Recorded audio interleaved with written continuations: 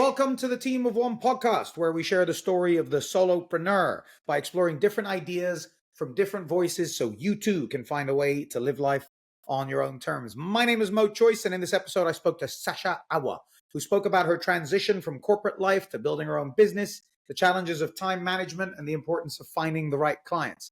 Sacha emphasizes the significance of having a solid framework and how AI is helping with business efficiency. We ended by talking about the need for continuous change in the ever-evolving marketing landscape. Sacha Awwa is a standout player in a fierce market, and I really enjoyed our conversation, and I hope you do too. Peace.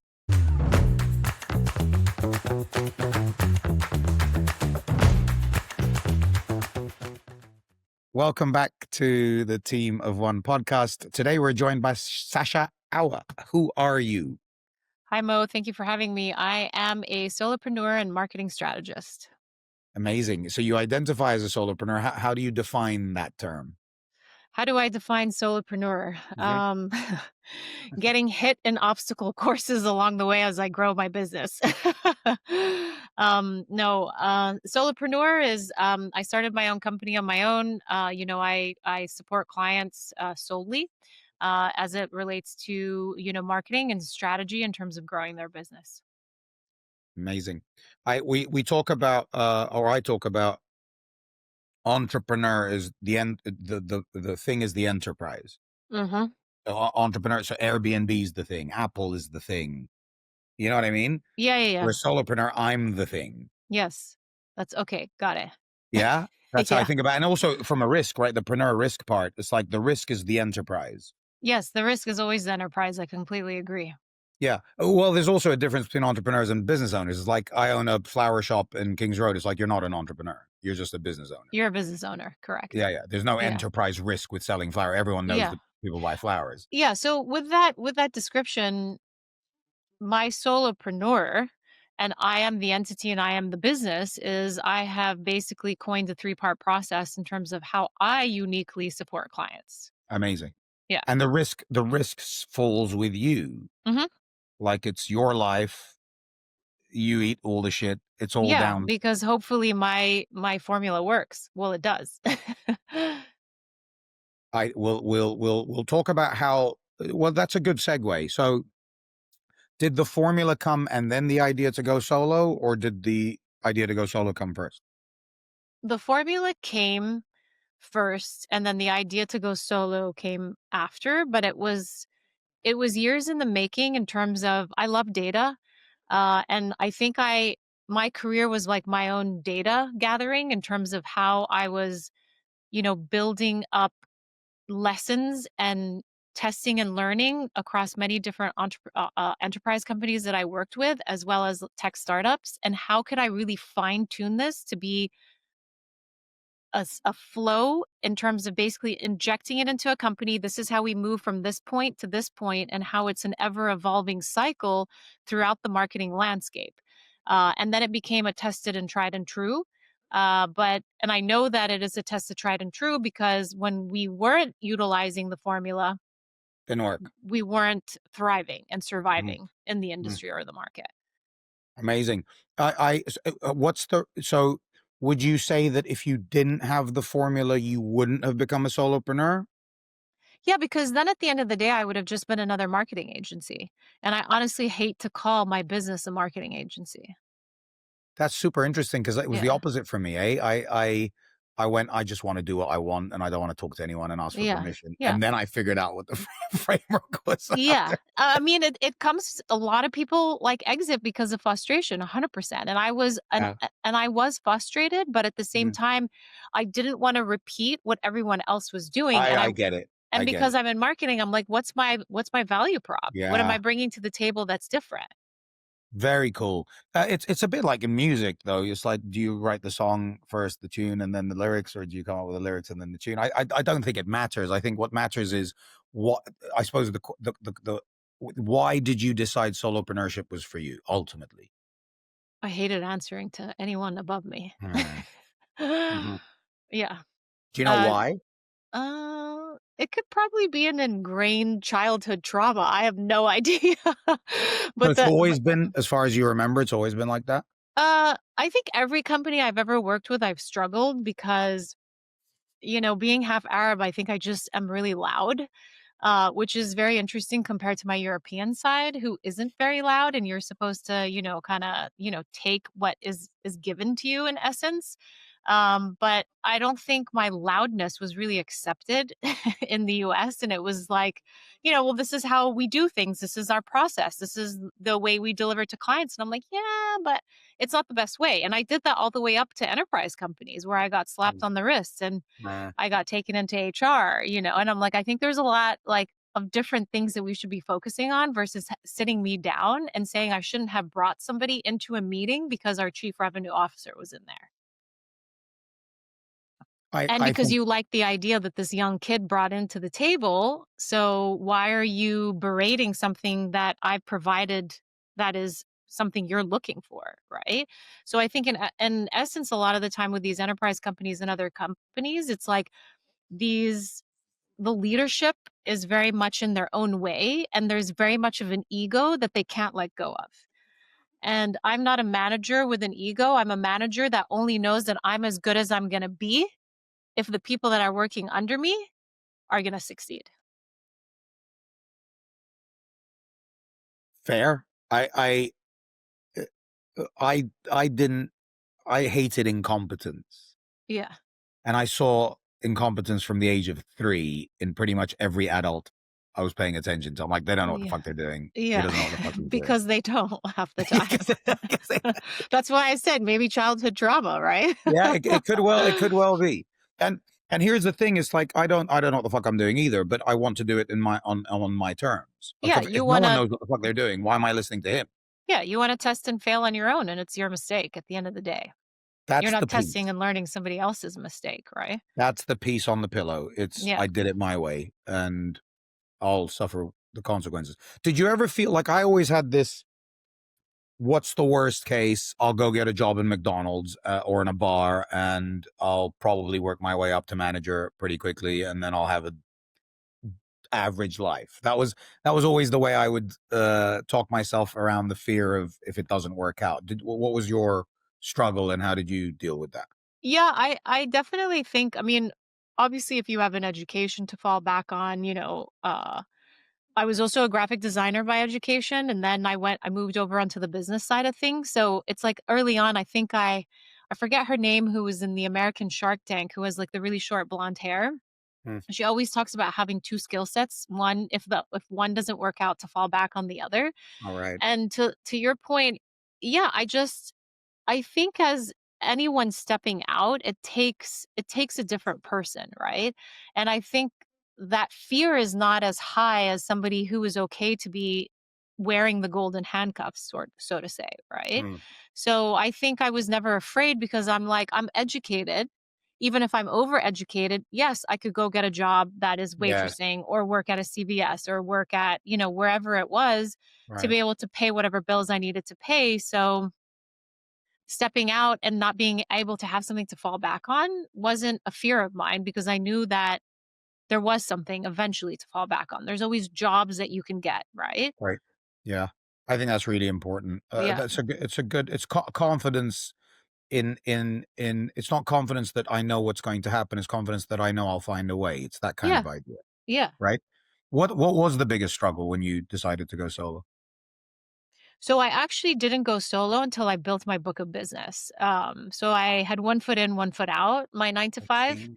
Okay. And one woman who just didn't like me had found out that I had, a secondary contract because my clients wanted me to put it on my LinkedIn account because we were going to an event. There was going to be a lot of big wigs like Nokia, head of Nokia, so on and so forth. And they're like, if we introduce you, people, connect with you on LinkedIn. We want to make sure that they see that you're working with us, right? And sometimes a lot of clients will bring me in as somebody that's working in house, but I'm pretty much a contractor. So once that went up, I mean, this woman was like white on rice on my LinkedIn account, and I was the chief marketing officer at this agency, and I had HR called me. So it's not like I haven't been familiar with HR, and he was like, he's like, "I don't really wanna have this conversation." He's like, "But I'm being asked to have this conversation." And I said, "So," I'm like, "What's going on?" And he was like, "Well," he's like, "In our contracts," he's like, "You're not supposed to have another job." And I was like, "I don't have another job." And he was like, "Well," he's like, "There's something on your LinkedIn that appears to look like you have another job." And I said, "Yeah, that's not another job." And I said, "We don't have to move forward from this conversation." Um, and it wasn't. It's not like I had signed, a full-time employee, so I'm not clashing. So essentially they didn't have, smaller fine print within their contracts, right? So I continued on with my way and I built my book of business. And when I was at a point that I felt comfortable that, I could pay my living expenses to survive and not Oh, dip into my savings, fine. that was what was my plan. Like, never touch Great. my savings, and even if it felt like I was living paycheck to paycheck, I wasn't tapping into anything that was already there for the interim. So, Yeah. what was the hardest part was it wasn't taking the leap to actually jump out and quit because I've always enjoyed quitting. It was like my best days more so than, um, you know, starting my first day, because it's the grind when you start for the first 30 to 60, 90 days, you're having to prove yourself. And quitting was just, I loved quitting, because it's like I knew I was free again. Right. Yeah. Yeah. So I think the hardest part was, what was if I had all these leads right now, I obviously had to be the salesperson, so building my book of business was going to have to be an ongoing process. And so that was something that I struggled with in the beginning. Like, how was I going to be business development as well as the one working on everything else? Mm. Yeah, I often say solopreneurs have to know how to serve their clients and find new clients at the same time. And that's a difficult thing. And one of the most Yeah. common things people come to me with is, "Oh, I was so busy with all these referrals and all these contracts, and I didn't do any business development. Now I have no clients. Help." And it's like, well, how? What do you mean? Like you have to build Yeah. your pipeline and start. Mhm. Yeah. Yeah, it's really what it is it's time management. And like, having been a manager myself, and leading up to, managing close to probably like 40 people at one point. It was the concept of, how do I teach time management when it doesn't necessarily click with somebody, right? Because it's like, you Mm, either have it out the gate, or you have to have a little bit of training to understand how to manage your day. mm, mm, mm, mm, And I think I always had time management. So it's going through the process of, okay, I wake up in the morning, kind of like in sales, right? You wake up in the morning, you kind of look at your pipeline, who you're mm, going to tackle, so on and so mhm. forth. It's the same thing with like my life as a solopreneur. I wake up, or the night before I plan, this is everything I need to take care of, all the time that's going to be allotted to do it. And then I'm going to have this chunk of time that I'm just doing business development and reaching out. So the biggest challenge as a solopreneur that you had to overcome, that you did overcome, would be what? How would you summarize that? Business development and filling the pipeline. Yeah, Yeah. probably the most common answer. Yeah. Yeah. Yeah. And I think secondarily to that is, you step out on your own because, as you had said, you want to do things your way. Mm, And I think in the beginning, when you step out, you kind of say yes a lot to mm, who's coming your way. So mm, you agree to work with everyone because you're like, yeah. screw it, I need the paycheck or whatever. Mm. And it's what's hard is recognizing when to fire the client if it's not working out. Or to say no before Or to you say even name take. before, Yeah. right? Where it's Like not boundary. just, It's kind of it's boundaries with your time, and it's boundaries with the people that you're talking to. I think yeah, I be struggle with that a lot. yeah, because it has to Yeah. be, it's a marriage at the end of the day. Like, are the 2 of you gelling? Mm.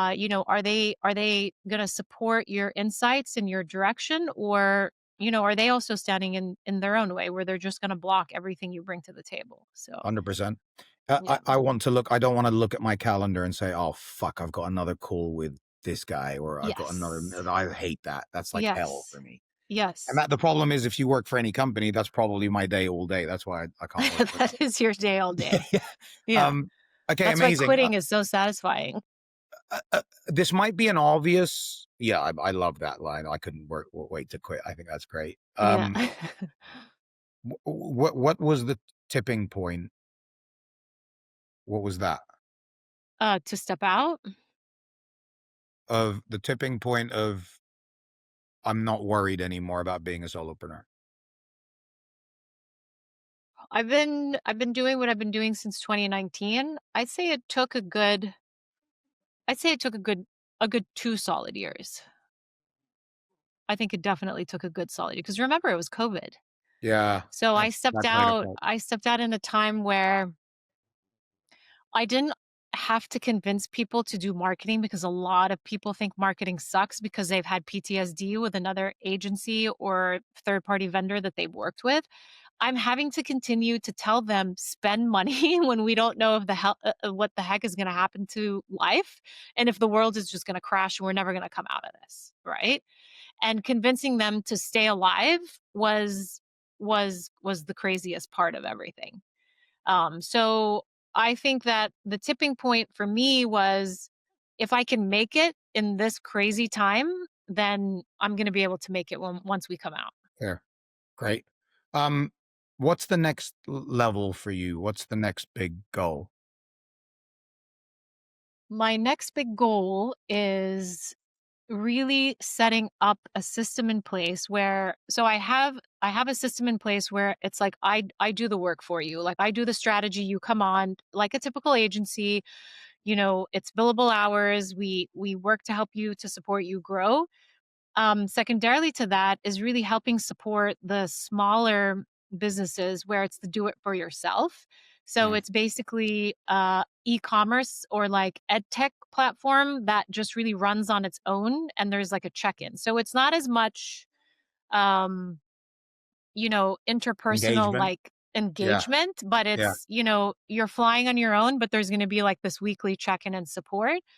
But then there's also, funny enough, you asked this because I just got off a call with somebody that does business optimization, which is a very nice marriage with marketing, right? Mm, So it's the business optimization of whether you've been in business for X amount of time. How can we understand where you're leaving money on the table? Are your books clean? Is everything healthy? Because a lot of that contributes to growth. So why are agreed. you going to be spending on marketing if your business is not in a good place? Or how I Yeah, like to right. say, like, if you're building a house and if you're not laying the bricks in the right way, come a snowstorm, come a hurricane, it's going to You're knock it screwed. over. Yeah. Yeah, that's a really So good analogy. there's a lot of like fun things that are in the works, to move forward with. And why have you decided that's the path? Like, what? Why is this important for you?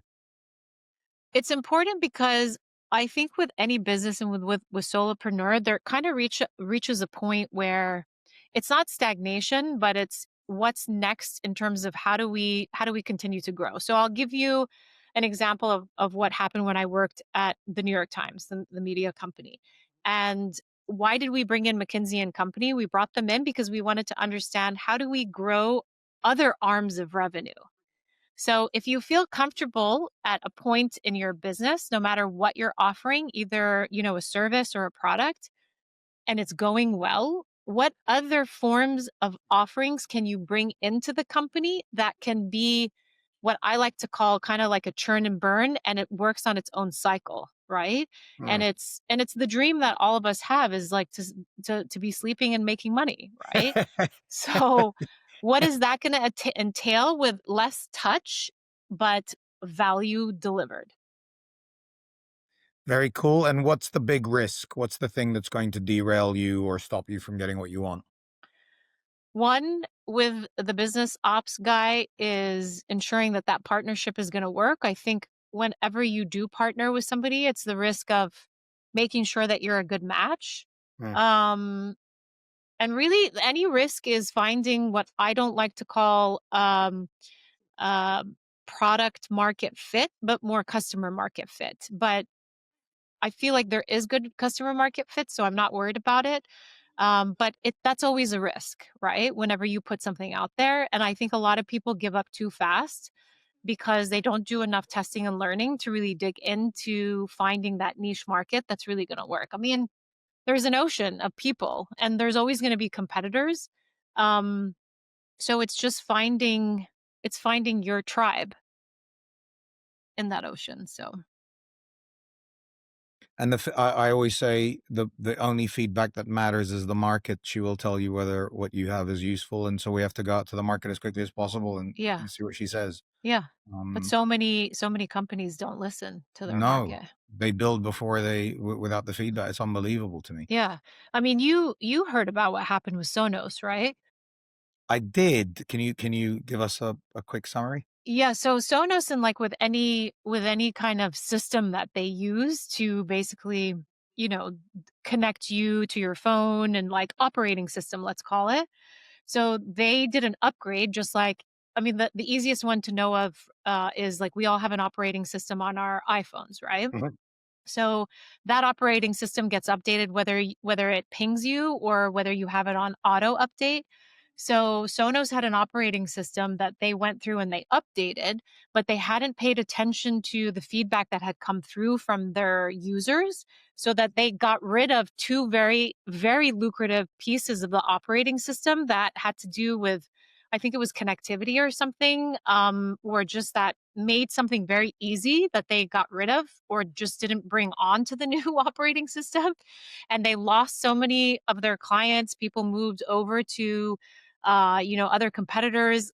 The whole C suite, I think their CMO as well as their CEO got let go. It was crazy. I mean, it was millions and millions and millions and millions of dollars And it's in terms of loss. listen to feedback from your yeah.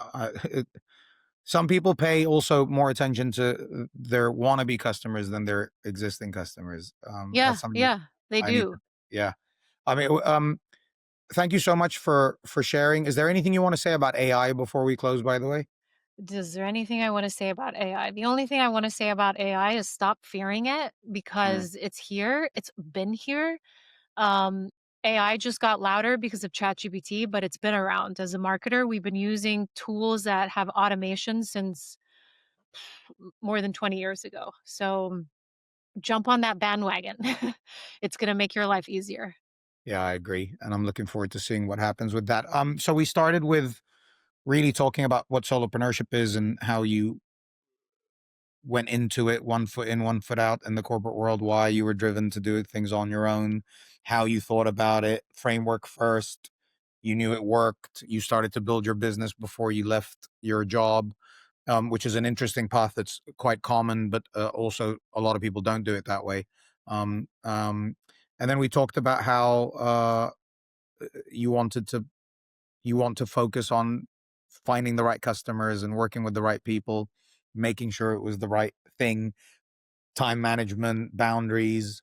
Um, and then we talked about your next level, which was to find the right partnerships, think about how to address certain groups that you haven't addressed, thinking about doing things more passively and with less time Uh-huh. from your side Myself. and less effort, Yeah. which is a very common goal, I would say, with solopreneurs that are successful. Um, and is there anything that you want to add to the conversation before we close? Yeah. My mission with everything that I do is to cut out the epidemic in terms of how they're supported. Entrepreneurs, solopreneurs, tech startups, anyone wanting to start a business, they cover 95% of our GDP globally, and we're only focused on the big giants. And I'm Yeah. tired of it. And I think that there is so many interesting businesses that people aren't hearing about, and they often die because they're not getting the support that they need. So, And that's part of what your mission is actually is to give them that support. yes. Where can people find you? Where's the best place? You can find me on my agency's website, which is SAMGHQ, so like headquarters, .com, and all my details are there. Great. And is there anything else that you'd like people to address their attention to or anything else that you want to share? I mean, as cliche as it sounds, don't give up, keep going. Okay. Sasha Awwa, it was a pleasure. I appreciate your time and I'm looking forward to seeing the response to the discussion. Yeah, likewise. Thanks, Mo. The difference between surviving and thriving often comes down to a single shift in perspective. Maybe today's conversation sparked something for you, or maybe it confirmed what you already knew. I'm going to keep exploring what it takes to reach the next level. For more solopreneur stories, hit subscribe. And if you know someone who'd be perfect for the team of one, please introduce us on LinkedIn. See you next time. Peace.